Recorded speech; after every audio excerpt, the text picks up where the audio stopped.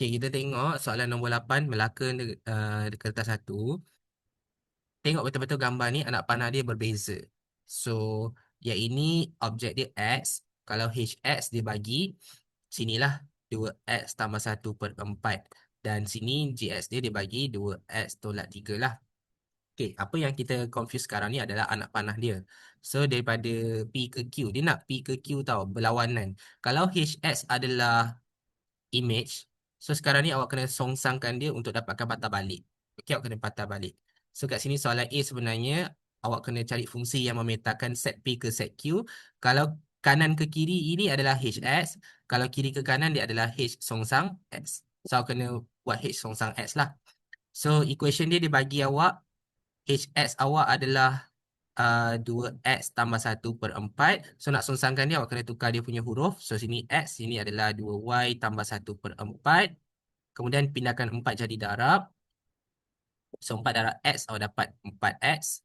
Okay. Sama dengan 2Y tambah 1. So pindahkan 1 jadi tolak. Maka 4X tolak 1 sama dengan 2Y. Pindahkan 2 jadi bahagi. So Y adalah 4X tolak 1/2.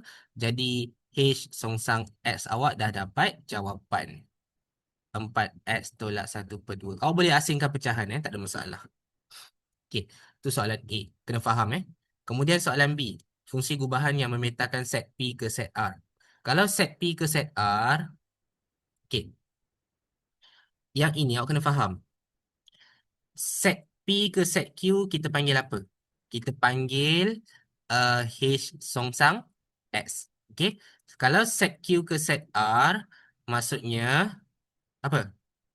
Maksudnya um, yang ini pemetaan G. Pemetaan G bermaksud G di depan, objeknya adalah H songsang X. So, G H songsang X. So, awak kena cari G H songsang X. Masukkan H songsang X ke dalam G.